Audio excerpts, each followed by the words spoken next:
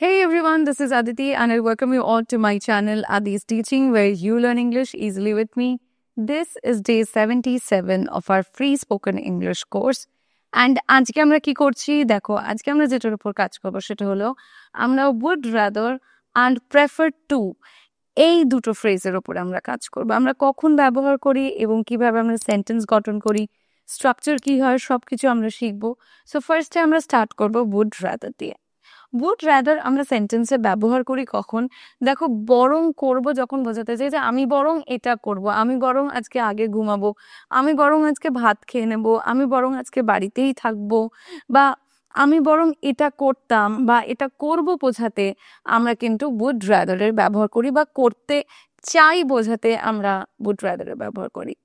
বোঝার চেষ্টা করো, চয়েসেস বিটুইন টু অপশনস, তোমাদের কাছে যখন দুটো অপশন রয়েছে এবং তার মধ্যে যখন একটা চয়েস তুমি বোঝানোর চেষ্টা করছো যে তুমি বাড়িতে থাকবে নাকি তুমি আমাদের সাথে বেরোবে, তো তুমি উত্তর দিলে আমি বরং বাড়িতেই থাকবো।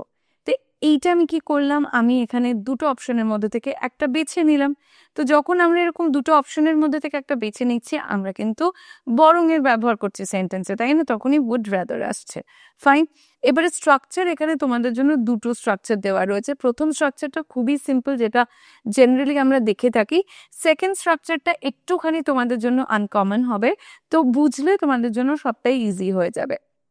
ফার্স্টেরটা একটু দেখি, বলছি সাবজেক্ট হবে would rather হবে এবং তারপরে ভার্বের একদম বেস ফর্ম হবে। ওকে, তারপর সে কিচ্ছু থাকবে না, যেমন রুট ফর্ম যেটা ভার্বের সেটাই হবে। স্ট্রাকচার 2 বলছে কি হবে, সাবজেক্ট বসবে, would rather বসবে এবং তারপরে আরেকটা সাবজেক্ট বসবে এবং তারপরে পাস্ট ভার্ব বসবে, ভার্বের পাস্ট ফর্ম বসবে বা পাস্ট টেন্সে ভার্বটা বসবে। এখানে একটা জিনিস নিশ্চয়ই আমরা দেখতে পাচ্ছি যে সাবজেক্ট এখানে দুটো রয়েছে, এখানে একটা এখানে একটা, তার মানে এটা যখন দুটো সাবজেক্ট থাকবে, ডিফারেন্ট সাবজেক্ট, মানে এখানে যে সাবজেক্ট সে কিন্তু আর এখানে কাজটা করছে না, এখানের যে সাবজেক্ট এখানের সাবজেক্ট দুটো যখন ডিফারেন্ট সাবজেক্ট থাকবে তখন কিন্তু আমরা সেন্টেন্সে এই স্ট্রাকচারটা ইউজ করব। অর্থাৎ আমাদের বুঝতে হবে সেন্টেন্সে যদি আমরা দেখি যে দুটো সাবজেক্ট রয়েছে তখন সেই ক্ষেত্রে আমরা সেন্টেন্সে কিন্তু এই স্ট্রাকচারটা ইউজ করছি would rather এর।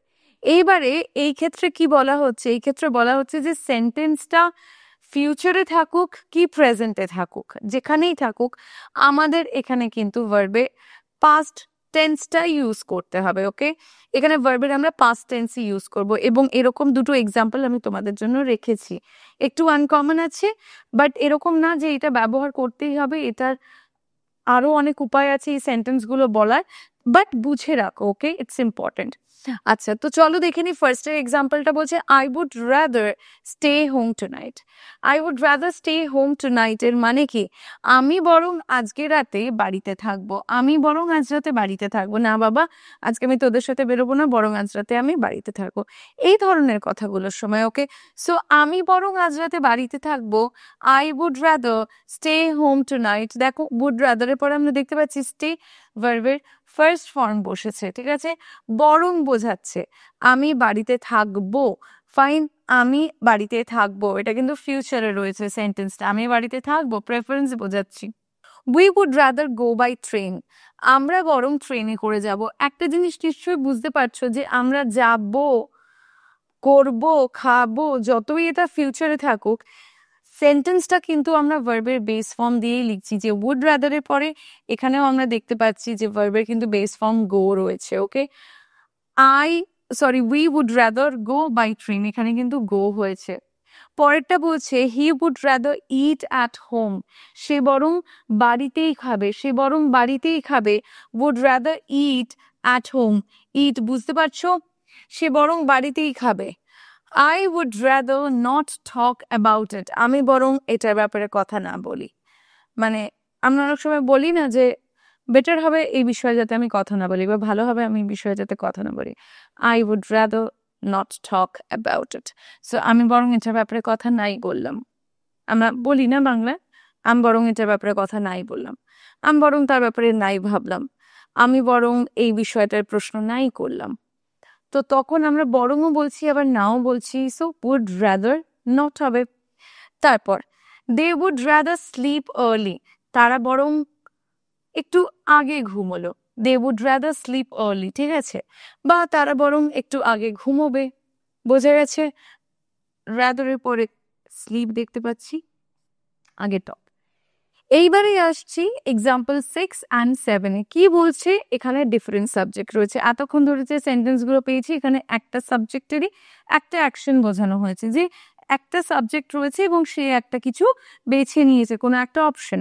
বাট এই ক্ষেত্রে আমরা যেটা দেখছি এই ক্ষেত্রে এটা হচ্ছে না, ডিফারেন্ট সাবজেক্ট হচ্ছে এবং এখানে কিন্তু একটা প্রেফারেন্সের কথা বলা হচ্ছে। দেখো এখানে উড রাদারের সাথে ওয়ান্টের ব্যবহার কিন্তু তোমরা করতে পারবে না। মনে হবে যে সেন্টেন্সটা তো ওয়ান্ট দিয়ে বলা যায়, ডেফিনেটলি বলা যায়, বাট তার সাথে উড রাদারের সাথে ওয়ান্ট হবে না, দুটোই প্রেফারেন্স শো করছে, ঠিক আছে। যেমন ফার্স্টের সেন্টেন্সটা একটু মন দিয়ে দেখো কি বলছে। ফার্স্টের সেন্টেন্সটা বলছে she would rather you didn't call her. একটু আনকমন আমি জানি, শুনতে ভীষণই কেমন একটা লাগছে সেন্টেন্সটা, বাট একটুখানি এটা বুঝে নাও। এখানে আমি এটা এভাবে বলতে পারি না she would rather want you didn't call her, এটা আমরা বলতে পারি না। This is grammatically incorrect. কেন?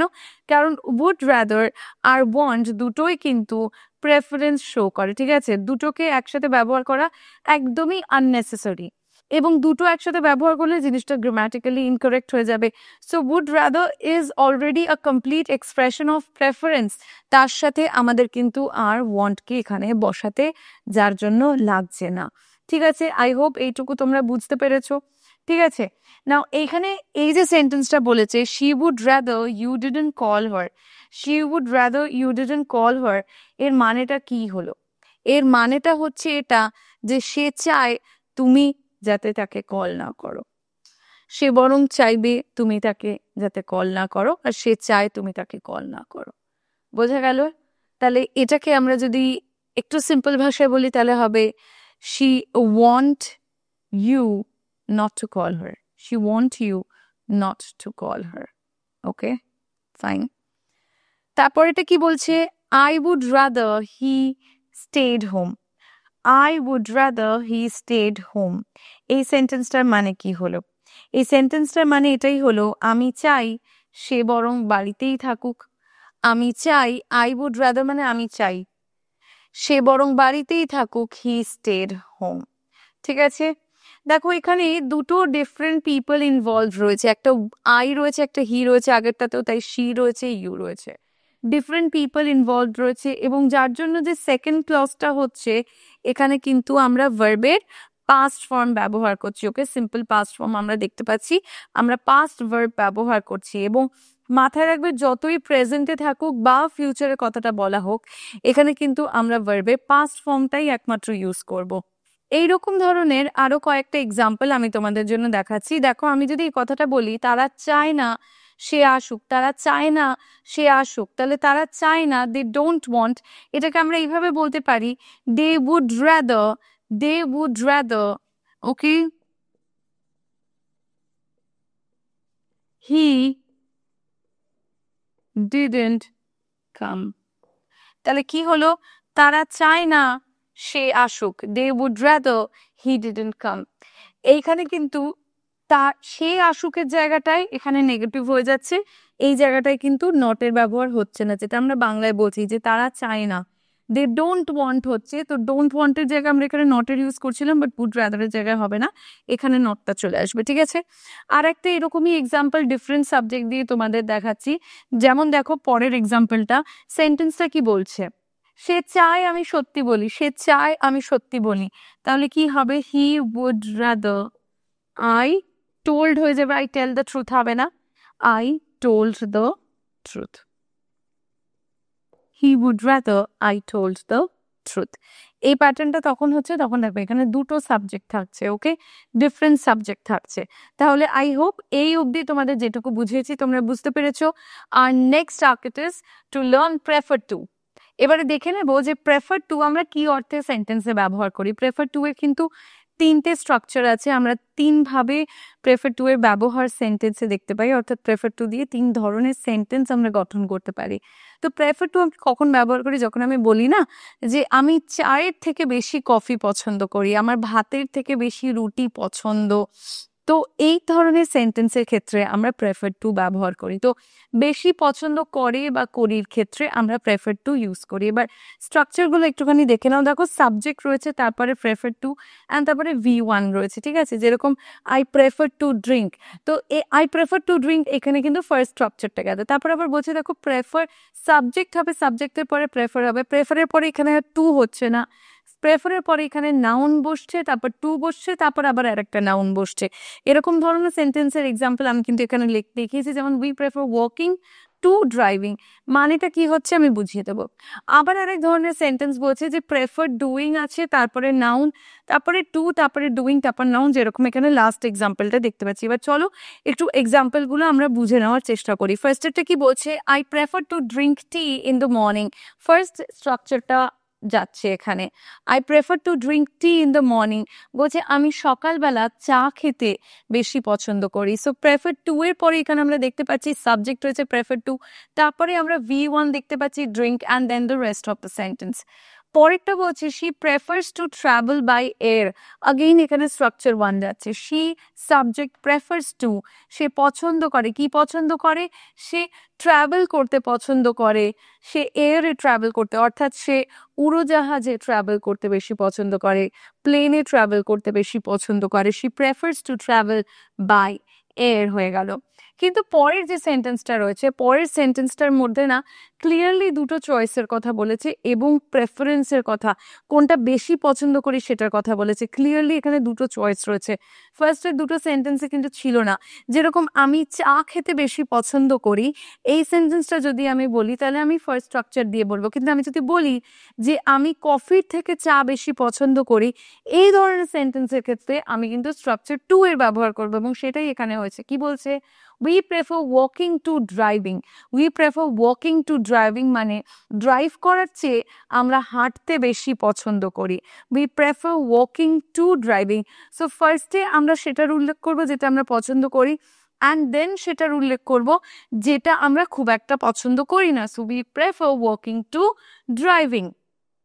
পরেরটা কি বলছে, they prefer reading books to watching movies, তার মানে কি তারা মুভি দেখার থেকে বই পড়তে বেশি পছন্দ করে। এখানে আমার ফার্স্ট প্রেফারেন্সটার কথা আমি বলেছি, যেটাকে আমি বেশি প্রেফার করি।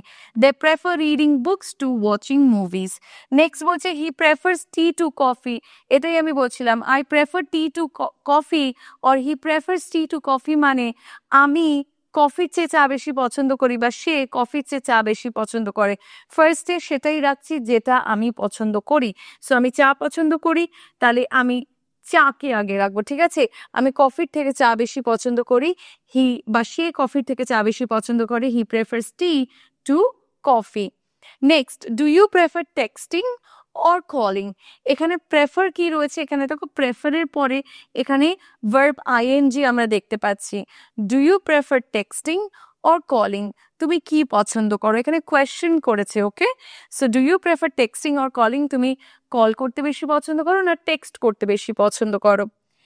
নেক্সট বলছে I prefer to stay quiet during arguments. I prefer to stay quiet during arguments, বলো তো কোন স্ট্রাকচারটা হচ্ছে এটা? এইটা কিন্তু নাম্বার 7 আমরা যেটা দেখতে পাচ্ছি, এটা কিন্তু আমরা ফার্স্ট স্ট্রাকচার দেখতে পাচ্ছি। এখানে কিন্তু কোনো চয়েস নেই, এটা জাস্ট নর্মালি একটা প্রেফারেন্সের কথা বলেছে। So it's going this one, first structure. পরেরটা বলছে my mother prefers cooking at home two eating out. My mother prefers cooking at home two eating out.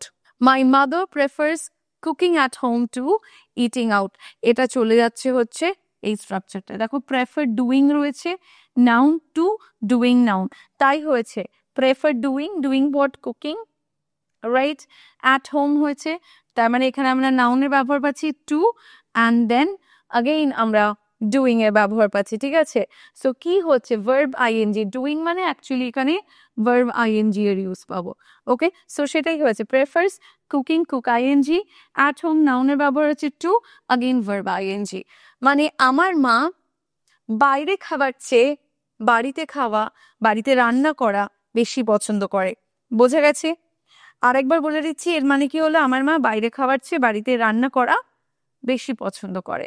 So I hope you got it, যে কখন আমরা কিরকম ভাবে would rather use করব, এবং আমরা প্রেফার টু এর ইউজ করব আমাদের প্রেফারেন্স বোঝানোর জন্য। আমরা যেটা চাই, আমাদের কি পছন্দ বা চয়েস থাকলে সেটার মধ্যে থেকে আমরা কোনটা বেছে নিচ্ছি, এই সমস্ত সেন্টেন্সের ক্ষেত্রে আমরা কি উড রাদার এর ইউজ করব না প্রেফার টু এর ইউজ করবো। I hope you got it right. তাহলে চলো, আজকের ক্লাসটা যদি ভালো লেগে থাকে একবার একটু ক্লাসটাকে লাইক করে দাও। যারা চ্যানেলে নতুন রয়েছে সাবস্ক্রাইব করো আর এরকম অ্যামেজিং লেসন্স এর জন্য। অ্যান্ড তার সাথে সাথে আমাকে কমেন্ট করে জানাও যে তোমাদের ক্লাসগুলো কেমন লাগছে। Thank you so much for today. I'll see you again very soon. Until then, stay connected.